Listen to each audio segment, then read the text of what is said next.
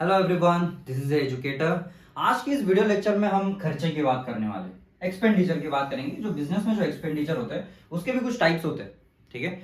अलग अलग टाइप्स के खर्चे होते हैं। आप कपड़ों पे खर्चा करेंगे, आप मशीन पे खर्चा करेंगे, आप डे टू डे जो खाना पीना है उसके ऊपर खर्चा करेंगे, आप रेंट पे करेंगे, ठीक है। तो ये जो खर्चे अगर हम बिजनेस पॉइंट ऑफ व्यू से देखें, अकाउंटिंग पॉइंट ऑफ व्यू से देखें, तो ये जो खर्चे होते हैं, ये एक्सपेंडिचर होते हैं, इनको डिस्ट्रीब्यूट किया गया है। तो पहला जो एक्सपेंडिचर, अगर पहले एक्सपेंडिचर की बात करेंगे तो कैपिटल एक्सपेंडिचर।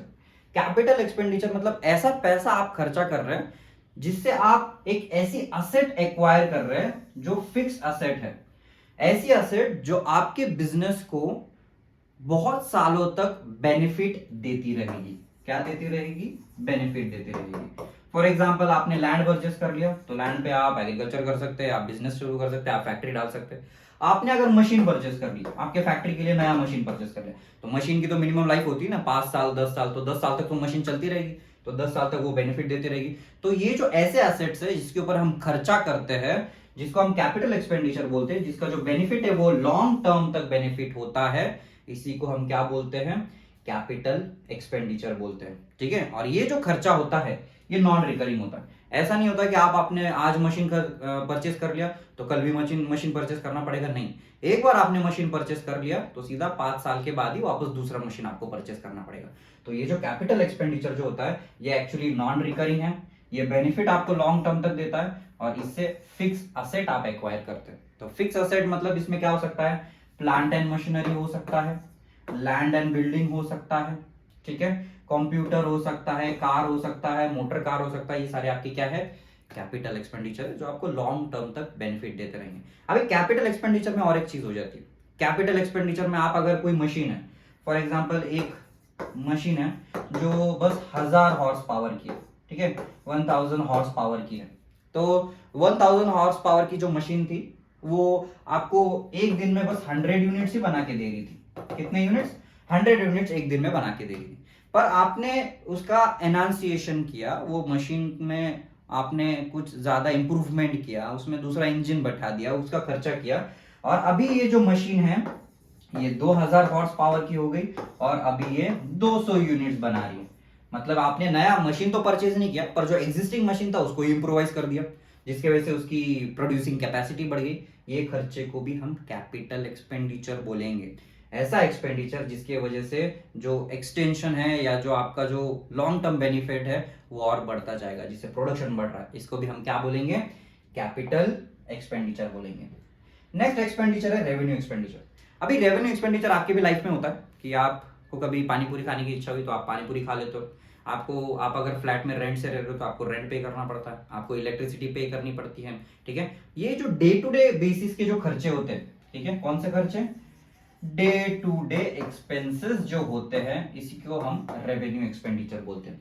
ऐसा एक्सपेंडिचर जिसका कोई फ्यूचर बेनिफिट एज सच नहीं होता, ठीक है, उसका बस इमीडिएट बेनिफिट होता है। आपने पानी पूरी खा ली, खत्म हो गई, बेनिफिट भी खत्म हो गया, ठीक है। इसको हम क्या बोलेंगे? Revenue expenditure. तो ऐसे रेवेन्यू एक्सपेंडिचर जो है, ये एक्सपेंडिचर कंपनी का प्रॉफिट बढ़ाने में मदद नहीं करते। जैसे जो कैपिटल एक्सपेंडिचर थे, आपने अगर कार मशीन परचेस कर लिया जिससे आपका प्रॉफिट बढ़ सकता है, बट रेवेन्यू एक्सपेंडिचर ऐसे डे टू डे खर्चे, उससे प्रॉफिट तो नहीं बढ़ेगा, पर वो खर्चे करना भी बहुत ज्यादा जरूरी है। जैसे कि आपका रेंट पे करना, आपके एम्प्लॉयज की सैलरी पे करना, आपके फैक्ट्री में जो वर्कर्स काम कर रहे हैं उनको वेजेस पे करना, ये खर्चे इंपॉर्टेंट है। इससे आपका कोई प्रॉफिट बढ़ने वाला नहीं है। इसी को हम क्या बोलते हैं? रेवेन्यू एक्सपेंडिचर बोलते हैं। ऐसे एक्सपेंडिचर जो डे टू डे बेसिस पे किए जाते हैं। तो हमने कैपिटल एक्सपेंडिचर के बारे में पढ़ा, रेवेन्यू एक्सपेंडिचर के बारे में पढ़ा। तीसरा एक्सपेंडिचर है डेफर्ड रेवेन्यू एक्सपेंडिचर। ये भी जो खर्चा है ये रेवेन्यू खर्चा ही है, ये भी रेवेन्यू एक्सपेंसेस है, डे टू डे एक्सपेंसेस ही है, पर ये जो एक्सपेंसेस है ये तुमको बेनिफिट देता है, ये इससे बेनिफिट होता है, जिससे 1 साल से भी ज्यादा इसका बेनिफिट हो सकता है। इसी को डेफर्ड रेवेन्यू एक्सपेंडिचर बोला जाता है। फॉर एग्जांपल, आप आपकी कंपनी में एडवर्टाइजमेंट का खर्चा कर रहे हैं, तो एडवर्टाइजमेंट में आपने बैनर्स लगा दिए, एलसीडी वगैरह लगा दिया, जिसके ऊपर आपके कंपनी के एडवर्टाइजमेंट चल रहे, न्यूज चैनल्स में, न्यूज पेपर्स पे आपने आपका एडवर्टाइजमेंट दे दिया। अभी ये एडवर्टाइजमेंट का खर्चा आपने एक बार किया, पर एडवर्टाइजमेंट तो लोग हर रोज देखने वाले हैं ना, अगले महीने देखेंगे, उसके अगले महीने देखेंगे, अगले साल तक वो बैनर वही रहे, वैसा ही रहेगा। तो उसका जो बेनिफिट है, 1 साल का रेवेन्यू खर्चा कर लिया आपने, रेवेन्यू एक्सपेंसेस हो गया, पर उसका बेनिफिट आपको कुछ सालों तक मिल रहा है। इसी को हम डेफर्ड रेवेन्यू एक्सपेंडिचर बोलते हैं। अभी फॉर एग्जांपल आपके अगर कंपनी में कोई केस चल रहा है, ठीक है, आपके कंपनी के केस में केस चल रहा है, आपके कुछ प्रॉब्लम हो गया, आप कोर्ट में केस लड़ रहे हैं, अगर वो केस आप अगर जीत गए, ठीक है, आप अगर वो केस जीत गए तो आपको कॉम्पनसेशन मिलेगा 2 करोड़ का। आप अगर हार गए तो आपको खर्चा उठाना पड़ेगा, आपको कॉम्पनसेशन पे करना पड़ेगा। तो ये जीतने के लिए आप लीगल एक्सपेंसेस कुछ कर रहे हैं। क्या कर रहे हैं? लीगल एक्सपेंसेस, कुछ लीगल खर्चा करना, लॉयर लगाना पड़ेगा, कोर्ट्स में जाना पड़ेगा। तो उसके लिए जो खर्चा आप ये कर रहे हैं, इसको डेफर्ड रेवेन्यू एक्सपेंडिचर बोला जा रहा है। क्या बोला जा रहा है? डेफर्ड रेवेन्यू एक्सपेंडिचर, जिससे आपको फ्यूचर में बेनिफिट हो सकता है। सेम एडवर्टाइजमेंट का भी एक्सपेंसेस है, ये लीगल एक्सपेंसेस, इसको डेफर्ड रेवेन्यू एक्सपेंडिचर बोला जाता है। ठीक है, आज के इस वीडियो लेक्चर में हम बहुत इंटरेस्टिंग टॉपिक समझने वाले हैं, दैट इज डिस्काउंट, जो हम इंडियंस का बहुत ज्यादा फेवरेट टॉपिक है। हर चीज में हम जो डिस्काउंट है वो डिमांड करते हैं। कोई भी चीज परचेस करना है तो 10-20 रुपए कम ही देते हैं। तो जो मेंस होते हैं, अगर 100 रुपए की चीज है वो 90 में खरीदते हैं। जो लेडीज होती है वो तो सीधा 50 पे आ जाती है। ठीक है, ये डिस्काउंट का इंडिया में बहुत ज्यादा बार्गेनिंग का ये जो कंसेप्ट है ये चलता है। तो बार्गेनिंग मतलब बेसिकली क्या करते हैं कि आप जो प्राइस होती है ना, वो बायर से, जो बायर होता है वो सेलर से कम करने की कोशिश करता है। इसी को हम डिस्काउंट बोलते हैं। जब हम अकाउंटिंग के टर्म्स में देखेंगे तो जो अपन बिजनेस चला रहे हैं, तो बिजनेस में भी कस्टमर्स हमारे पास आएंगे और कस्टमर्स बोलेंगे कि हमको डिस्काउंट चाहिए। ठीक है, तो इसीलिए अकाउंटिंग में जो डिस्काउंट होते हैं वो 2 टाइप के हैं। एक ट्रेड डिस्काउंट होता है और दूसरा जो डिस्काउंट होता है वो कैश डिस्काउंट होता है। तो ये 2 टाइप का डिस्काउंट है। तो दोनों डिस्काउंट को थोड़ा सा इन डिटेल समझते हैं। पहला जो डिस्काउंट है वो ट्रेड डिस्काउंट है। अभी ट्रेड डिस्काउंट कब दिया जाता है?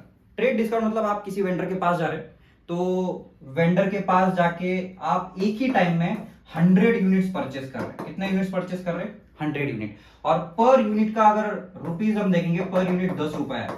ठीक है, एक अगर यूनिट लेते आपको 10 रुपए लगता, आप बोल रहे कि मैं 100 यूनिट्स परचेस कर रहा हूँ, लम सम में एट ए टाइम बाय कर रहा हूँ, तो आपने कुछ ना कुछ डिस्काउंट मेरे को देना चाहिए। इसी को हम क्या बोलते हैं? Trade discount. तो यहाँ पे अगर आप 100 यूनिट्स परचेस कर रहे हैं तो आपको 10 की जगह 8 रुपए लगाएगा। इसी को हम ट्रेड डिस्काउंट बोलते हैं। अभी ये ट्रेड डिस्काउंट जो है ये ट्रेडिंग के वक्त हो रहा है।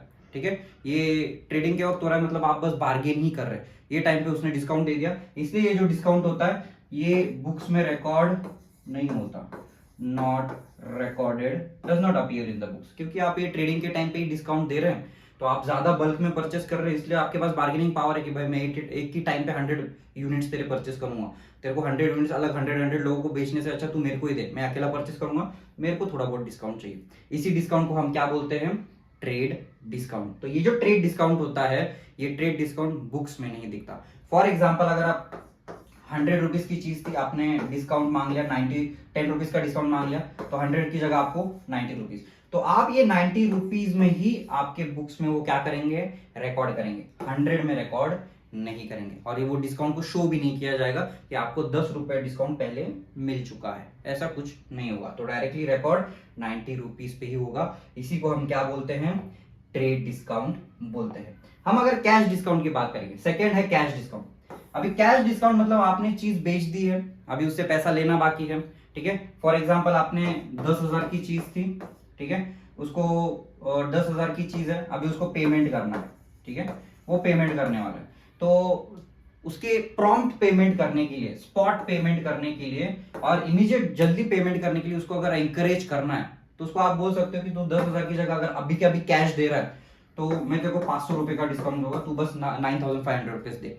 अगर तू इमीडिएट कैश दे रहा है तो आप अगर फ्लैट्स वगैरह परचेस करने जाएंगे, आप अगर कैश पेमेंट है, इमीडिएट अगर आपका पेमेंट हो रहा है, तो आपको ये बिल्डर्स वगैरह बहुत हेवी डिस्काउंट दे देते हैं। इसको हम क्या बोलते हैं? Cash discount. अभी ये जो डिस्काउंट है ये पेमेंट के वक्त दिया जा रहा है, तो इसको हम बुक्स में रिकॉर्ड करेंगे। अगर ये चीज 10,000 की है और 9,500 में बिक रही है, तो ये 500 रुपीज जो है, ये 500 रुपीज आपको कैश डिस्काउंट दिखाना पड़ेगा। It will be a loss to the business, business को लॉस दिखाना पड़ेगा।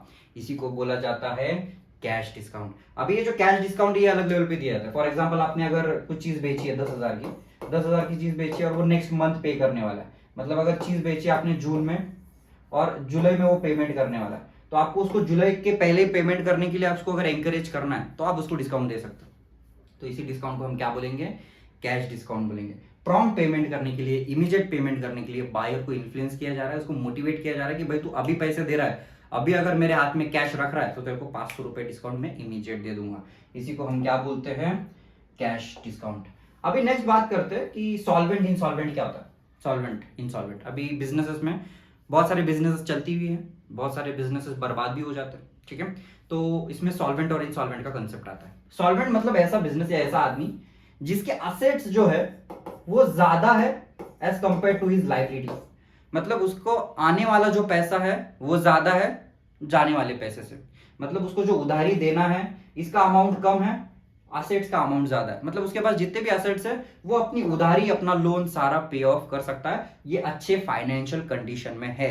इसी को हम क्या बोलते हैं, सॉल्वेंट पर्सन, अकाउंटिंग के टर्म्स में। अकाउंटिंग के टर्म्स में अगर हम बात करेंगे सॉल्वेंट मतलब ऐसा आदमी जिसके पास ऐसी चीजें, उसके पास इनफ कैश है जिससे कि उसके ऊपर जितनी भी उधारी है वो उसके असेट से, उससे कैश से वो क्या कर सकता है, पे ऑफ कर सकता है। इसको हम सॉल्वेंट बोलेंगे। बट इनसॉल्वेंट मतलब क्या कि उसकी उधारी बहुत ज्यादा है, उसका लोन बहुत ज्यादा है, पर उसके जो असेट्स है उसके कंपैरिजन में कम है, असेट्स बेच के भी वो अपने उधारी पूरी नहीं कर पाएगा, इसको इनसॉल्वेंट बोला जाता है। तो बिजनेस में आप अगर इनसॉल्वेंट है तो आपकी इज्जत नहीं होती, आप अगर सॉल्वेंट है आपकी इज्जत की जाती है। आप अगर इनसॉल्वेंट है आपके साथ कोई ट्रेड नहीं करेगा, आपके साथ कोई ट्रांजैक्शन नहीं करेगा, आपसे दूर भागेंगे लोग, ठीक है। इसलिए आपको बिजनेस में सॉल्वेंट होना बहुत ज्यादा जरूरी है।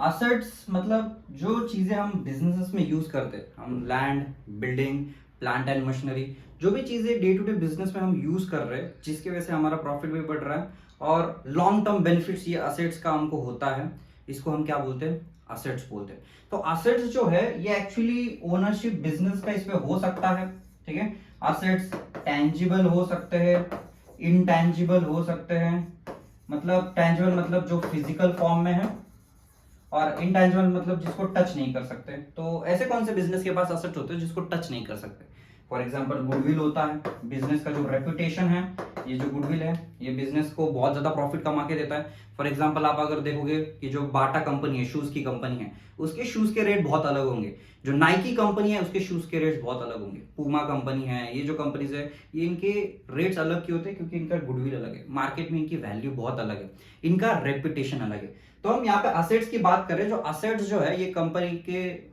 डे टू डे बिजनेस में यूजफुल होते हैं, जो फिजिकल फॉर्म में होते हैं, और ये असेट्स लॉन्ग टर्म यूज आते हैं, और उसमें असेट्स के टाइप भी होते हैं, टेंजिबल, इनटेंजिबल। अगर हम अकाउंटिंग की कंसेप्ट में देखें, अकाउंटिंग के फॉर्म में देखेंगे तो असेट्स के अलग कुछ टाइप्स है। तो असेट्स के अगर हम टाइप देखेंगे तो पहले फिक्स असेट्स है। फिक्स असेट्स मतलब क्या, जो बिजनेस को लॉन्ग टर्म बेनिफिट देने वाला है, प्लांट मशीनरी असेट्स में आएगा, कार असेट्स में आएगा, लैंड बिल्डिंग असेट्स में आएगा। तो ये ऐसे जो असेट्स है जो कंपनी को या जो बिजनेस को लॉन्ग टर्म बेनिफिट दे रहे, इसको हम फिक्स्ड बोलेंगे। अभी दूसरा जो है करंट असेट्स। करंट असेट्स मतलब क्या, करंट असेट्स मतलब ऐसे असेट्स जो कोई इजीली कैश में कन्वर्ट हो सकते हैं, ठीक है। ऐसे असेट्स जो इजीली कैश में कन्वर्ट हो सकते हैं, जैसे कि अपने जो डेटर्स है जिनसे पैसा लेना बाकी है, जो बिल्स अपन ने रेज किए जिससे उनसे भी अपने को पैसा लेना बाकी होगा, इसको हम करंट असेट्स बोलेंगे। मतलब ये जो करंट असेट्स है इनको लिक्विड असेट्स भी बोला जाता है, मतलब इजीली कैश में कन्वर्ट होंगे। पर जो फिक्स असेट होते हैं वो इजीली कैश में कन्वर्ट नहीं होते, क्योंकि फॉर एग्जांपल आपके पास लैंड है, तो आपको अगर लैंड को कैश में कन्वर्ट करना है तो लैंड को बेचना पड़ेगा, बेचने के लिए वो आदमी ढूंढना पड़ेगा, फिर वो आदमी के साथ बार्गेनिंग हुआ कि ये पैसे पे लैंड परचेस करेगा कि नहीं करेगा, बार्गेनिंग होने के बाद फाइनली वो पेमेंट पे आएगा, पेमेंट में भी इंस्टॉलमेंट मांगेगा कि मैं एक दिन में पैसा पूरा नहीं दे पाऊंगा। तो ये जो कैश में कन्वर्जन ये फिक्स असेट का होता है वो बहुत ज्यादा डिलेड होता है, इमीडिएटली बिजनेस को कैश नहीं मिलेगा। इसी को यहाँ पे क्या बोला जा रहा है, करंट कैश बोला जा रहा है, जो इजीली कैश में कन्वर्ट किया जा सकता है, इसको करंट बोलते हैं। तो इसमें कैश इन हैंड जो है वो भी एक कैश है, बैंक में जो कैश है अपना वो भी एक कैश है, जो तुम्हारे बिजनेस में जो स्टॉक पड़ा हुआ है वो भी करंट है, डेटर्स और बिल्स रिसीवेबल ये भी क्या है, तुम्हारे करंट असेट्स है। हम अगर फिक्टिशियस एसेट्स की बात करेंगे, हमने पहले वाले वीडियो में डेफर्ड रेवेन्यू एक्सपेंडिचर देखा था। डेफर्ड रेवेन्यू एक्सपेंडिचर मतलब एक ऐसा खर्चा, हमने रेवेन्यू खर्चा ही है, राइट, वो रेवेन्यू खर्चा है पर उसका जो बेनिफिट है अपने को लॉन्ग टर्म तक मिल रहा है। जैसे कि जो एडवर्टाइजमेंट एक्सपेंसेस होते हैं, एडवर्टाइजमेंट के एक्सपेंसेस अगर तुम आज कर रहे हो तो उसका बेनिफिट जो है वो लॉन्ग टर्म तक बिजनेस को मिलता रहेगा। तो ये बेनिफिट बिजनेस को मिल रहा है, ये भी एसेट है, तो इसी को हम क्या बोलेंगे, फिक्टिशियस एसेट बोलेंगे। तो एसेट के हमने तीन टाइप देख लिए, एक फिक्स एसेट, करंट असेट्स और फिक्टिशियस असेट। तो फिक्स असेट में land, building, plant machinery, goodwill ये सारी चीजें आ जाएगी। करंट असेट्स में जो इजीली कैश में कन्वर्ट होता है वो हो जाएगा, और फिक्टिशियस असेट में जिसका बेनिफिट अपने को लॉन्ग टर्म मिल रहा है पर वो खर्चा रेवेन्यू है। अभी लायबिलिटी की बात करते हैं। लायबिलिटी मतलब बिजनेस को पे करना है, बिजनेस की उधारी, बिजनेस के जो लोन्स है, इसको हम क्या बोलेंगे, लायबिलिटी करना, लायबिलिटी बोलेंगे। लायबिलिटी मतलब क्या, मैं the amount which business are liable to pay, business को ये अमाउंट पे करना पड़ेगा। जैसे कि आउटस्टैंडिंग एक्सपेंसेस होते हैं, बैंक ओवरड्राफ्ट होता है, क्रेडिटर्स को तुमको पे करना पड़ेगा, बैंक से तुमने कोई लोन लिया है वो पे ऑफ करना पड़ेगा। अभी ये जो लायबिलिटीज है, जैसे एसेट्स के हमने टाइप्स देखे, लायबिलिटी के भी टाइप्स है। लायबिलिटी के टाइप्स दो दिए हुए, एक फिक्स लायबिलिटी, एक करंट लायबिलिटी। अभी फिक्स लायबिलिटी अगर हम बात करेंगे, फिक्स लायबिलिटी मतलब क्या, फॉर एग्जांपल आपने बैंक से लोन लिया है, बैंक से अगर लोन लिया है वो 5 साल का, 10 साल का, ठीक है, 25 साल का, ये अगर ऐसे लोन लिया है, इसको हम फिक्स लायबिलिटी बोलेंगे। मतलब ये फिक्स्ड, ये अपने को पे करना ही है अगले कुछ सालों तक, इसको हम क्या बोलेंगे, फिक्स्ड लायबिलिटी। तो इसमें फिक्स लायबिलिटी में जो बिजनेस का जो कैपिटल होता है, बिजनेसमैन को पैसा देना पड़ेगा, ये भी क्या है, फिक्स लायबिलिटी है। Long term loan, secured loans, bank से लिया हुआ लोन, फाइनेंस इंस्टीट्यूशन से लिया हुआ लोन, ये सारे जो लोन हैं इनको अपन फिक्स लायबिलिटी बोलेंगे। और अगर करंट लायबिलिटी की अगर हम बात करेंगे, तो हमारे यहाँ बिजनेस में कोई क्रेडिटर्स भी है जिनको हमको शॉर्ट टर्म, जिससे पैसे लिए तो उनको पैसा देना बाकी है, ठीक है, जितनी भी उधारी बिजनेस की डे टू डे बेसिस पे होती है, इसको हम क्या बोलेंगे, करंट लायबिलिटी, ठीक है। करंट लायबिलिटी जो होती है वो सेक्योर्ड नहीं होती है, जो बिल्स आपको पे करने हैं, जो क्रेडिटर्स को आपको पे करना है, इसको हम क्या बोलेंगे, करंट लायबिलिटी। तो लायबिलिटी जो है फिक्स लायबिलिटी और करंट लायबिलिटी। अगर हम नेक्स्ट लायबिलिटी की बात करेंगे तो एक कंटीजेंट लायबिलिटी। कंटीजेंट लायबिलिटी मतलब एक ऐसी सिचुएशन है कि वो हो भी सकती है या नहीं भी हो सकती है, ठीक है। अगर वो हो गई तो अपने को पे करना पड़ेगा, अगर नहीं हुई तो पे करने की जरूरत नहीं है, इसको हम कंटीजेंट लायबिलिटी बोलते हैं। तो कंटीजेंट लायबिलिटी में मतलब फॉर एग्जांपल आपको बोलूं कि आपके केस चल रहा है कोर्ट में, ठीक है, जो सुप्रीम कोर्ट है उसमें केस चल रहा है आपकी कंपनी के अगेंस्ट में। अगर आप केस जीत गए तो वेल एंड गुड, अगर केस आप हार गए, ठीक है, केस अगर हार गए तो आपको 2 करोड़ का कॉम्पनसेशन पे करना पड़ेगा। तो ये भी लायबिलिटी है, हम लायबिलिटी बिजनेस में पहले रिकॉर्ड करते हैं। तो यहाँ पे जो कंटीजेंट लायबिलिटी है, ये बैलेंस शीट में हम नहीं दिखाते, हम इसको फुट नोट में लिखते हैं। तो ये जो लायबिलिटी है जो फ्यूचर में आ सकती है, नहीं भी आ सकती है, हम इसको क्या बोलेंगे, कंटीजेंट लायबिलिटी, ठीक है। तो एग्जांपल इसका दे दिया मैंने आपको, कोर्ट का जो वर्डिक्ट है, ये एक एग्जांपल हो सकता है कंटीजेंट लायबिलिटी का, जो बैलेंस शीट के फुट नोट में दिखाया जाता है। इससे फाइनेंशियल स्टेटमेंट्स पे ज्यादा अफेक्ट एज सच नहीं होता, ठीक है। That's all for today's lecture. Next lecture में मिलते हैं, बाय बाय।